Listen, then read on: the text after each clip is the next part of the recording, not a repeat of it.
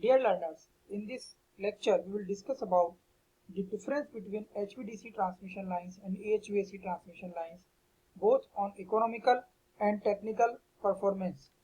Because our target for the transmission system is to be economic as well as technically strong.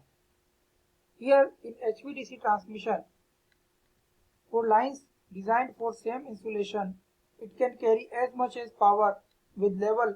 It can carry more power with two conductors of the same size, either conductors positive or negative. In HVAC transmission line, it can carry as much power with three number of conductors. Further, for a given power level,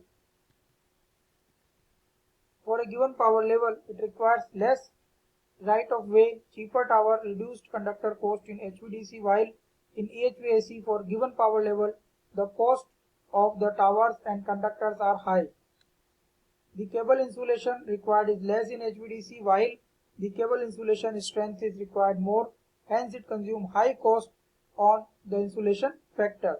The net power losses are reduced as they decrease the number of conductor uses in HVDC, while in HVAC the power losses is very high as it has three number of conductors. In HVDC does not have a skin effect, hence the net operation cost get reduced. In HVAC, due to the skin effect, power losses increases, therefore the operation cost very increases as compared with HVDC transmission lines. The dielectric losses is less in HVDC while dielectric losses are high in EHVAC transmission system. The corona loss and radio interference is less compared to that of AC.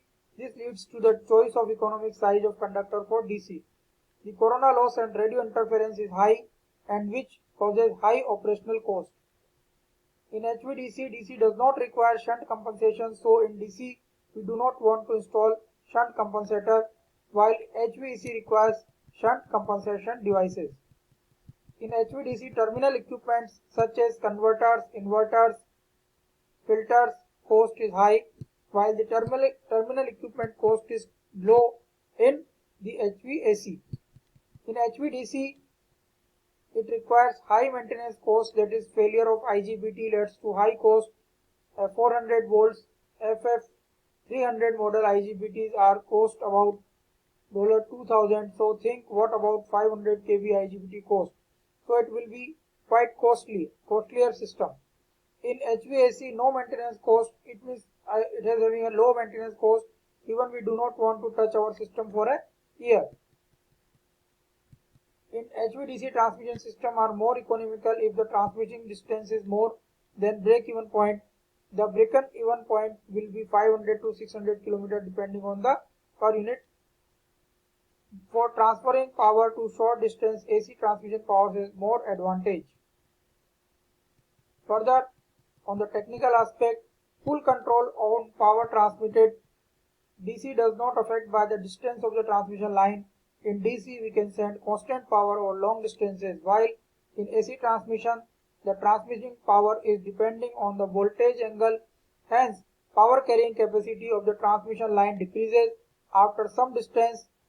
The power transfer is limited by the consideration of transient and steady state stability. The voltage control in HVDC DC converter station requires reactive power related to the line loading.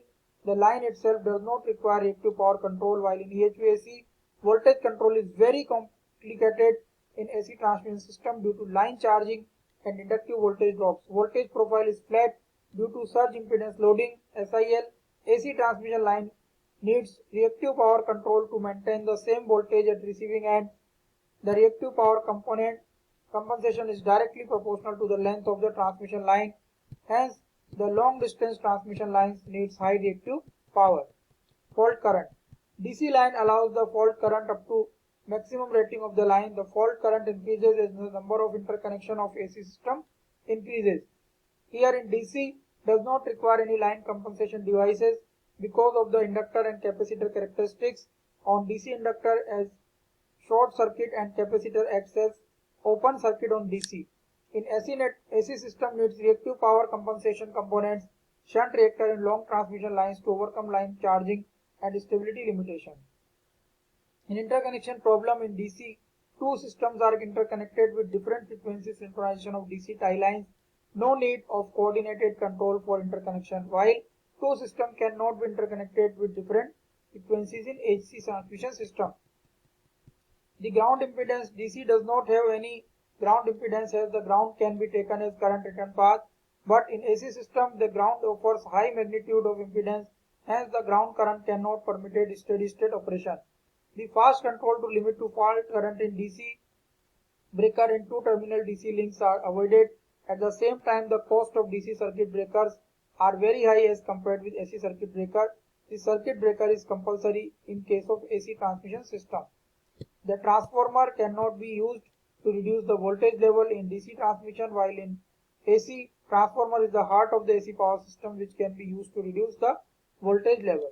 So this is how technically we can see somehow the HVDC transmission system is superior, but in HVDC transmission system the cost increases too much, so that it is not feasible in present scenario to go for the HVDC transmission system.